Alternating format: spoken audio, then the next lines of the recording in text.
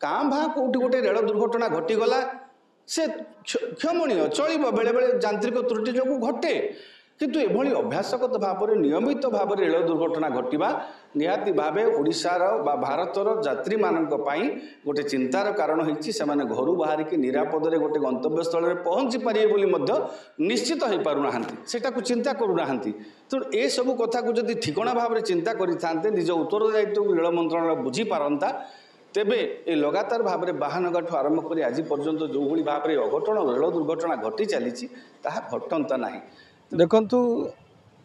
लगातार भाव में जो रेल दुर्घटना घटुची सेटा निश्चित भाव में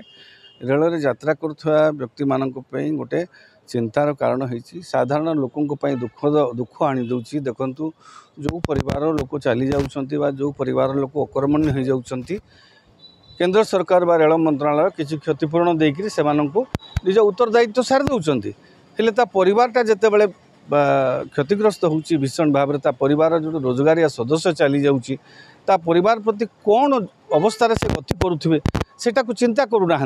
तो ये सब कथा को जदि ठिकणा भाव में चिंता करें निज उत्तरदायित्व रेल मंत्रालय बुझी पारंता तेबे ए लगातार भाव में बाहानगाठू आरंभ कर आज पर्यंत जो भाव में अघटन रेल दुर्घटना घटी चली घटंता नहीं। तेणु एनफ इज एनफ जहाँ कहतु समय बहुत हो गला डेरी हो गला। हाँ आमको वर्तमान रेल मंत्रालय ठिकणा भाव में निज उत्तरदायित्व को बुझी आगामी दिन में जमती रेल दुर्घटना अधिक नहब काँ भाँ कौटी गोटे रेल दुर्घटना घटीगला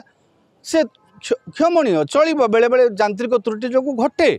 किंतु एभली अभ्यासगत भाव में नियमित भाव में रेल दुर्घटना घटवा निहाती भावे ओडिशार बा भारतर यात्री मानक पई गोटे चिंतार कारण होइछि सेमाने घरु बाहर की निरापद रे गोटे गंतव्य स्थल रे पहुंची पारिबे बोली मध्य निश्चित होई पारु नाहंती। तेणु रेल मंत्रालय को अनुरोध